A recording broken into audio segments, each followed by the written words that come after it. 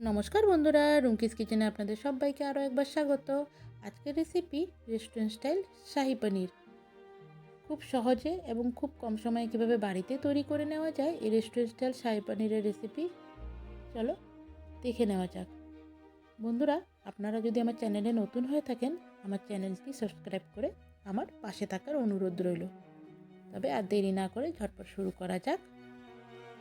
প্রথমে আমি একটা প্যানে সাদা তেল গরম করে নিয়ে ওর মধ্যে দিয়ে দিচ্ছি বাটারটা মেল্ট হয়ে আসলে এর মধ্যে দিয়ে দেব দুটো তেজপাতা, বড় এলাচ, ছোটো এলাচ, লবঙ্গ, দারচিনি, গোলমরিচ আর দিয়ে দিচ্ছি সাজিয়ে দিয়ে কিছুক্ষণ নাড়াচাড়া করে নিয়ে মশলাটার থেকে একটা সুন্দর গন্ধ বেরিয়ে আসলে ওর মধ্যে দিয়ে দিচ্ছি টুকরো করে রাখা পেঁয়াজ, রসুন, আদা, কাঁচা লঙ্কা, টমেটো, ধনেপাতা আর দিয়ে দিচ্ছি কাজু বাদাম।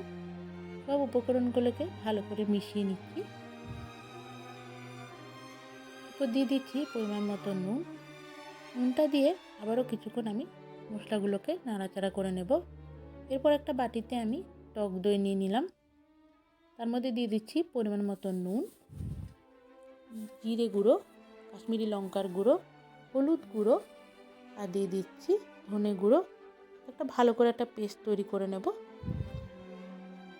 তারপর একটা মিক্সিং জারে ভাজা মশলাগুলো দিয়ে একটা স্মুথ পেস্ট বানিয়ে নেব। মশলাটা ভালো করে স্ট্রেনারের সাহায্যে একটা স্মুথ পেস্ট বের করে নিলাম। এরপর ওই প্যানেই আমি অল্প একটু বাটার দিয়ে বাটারটাকে ভালো করে মেল্ট করে নিয়ে দিয়ে দিচ্ছি স্লাইস করে রাখা আদা কুচি। এরপর দিয়ে দেব শুকনো লঙ্কা। আবারও কিছুক্ষণ নাড়াচাড়া করে নিয়ে দইয়ের পেস্টটা দিয়ে তারপর দিয়ে দিচ্ছি পেঁয়াজের যে পেস্টটা আমি তৈরি করে রেখেছিলাম সেটাও দিয়ে দিলাম। এরপর গ্রেভিটা ভালো করে আমি মিশিয়ে নেব। ভালো করে মেশানোর পর আমি দিয়ে দিচ্ছি টুকরো করে রাখা পনির। সবগুলো পনির দিয়ে আমি গ্রেভির সাথে ভালো করে মিশিয়ে নিচ্ছি। এবার গ্রেভিটা কিছুক্ষণ ফুটে আসলে তার মধ্যে দিয়ে দেব কসুরি মেথি। কসুরি মেথিটাকে একটু হাতে ঘষে তারপরে দেবেন, গন্ধটা খুব সুন্দর আসে। তারপর দিচ্ছি আমি পরিমাণ মতো চিনি। এরপর দিয়ে দেব ভাজা গরম মশলার গুঁড়ো।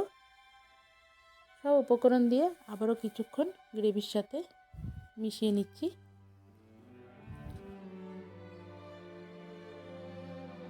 গ্রেভিটা আবারও কিছুক্ষণ ফুটতে দিয়ে তারপর দিয়ে দিচ্ছি ধনেপাতা। এরপর দিয়ে দেব ঘি। তৈরি হয়ে গেছে আমার শাহি পনিরের রেসিপি। ভিডিওটা আপনার কেমন লাগলো অতি অবশ্যই আমাকে কমেন্টসে জানাবেন। আর ভিডিওটি শেষ পর্যন্ত দেখার জন্য ধন্যবাদ।